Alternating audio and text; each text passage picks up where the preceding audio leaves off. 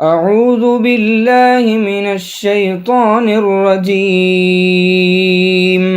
I seek refuge with Allah from Satan the outcast. ولئن أذقنا الإنسان منا رحمة ثم نزعناها منه إنه ليئوس كفور. If we give the human being a taste of mercy from us, and then withdraw it from him, he becomes despairing and ungrateful. ولئن أذقناه نعماء بعد ضراء مسته ليقولن ذهب السيئات عني إنه لفرح فخور.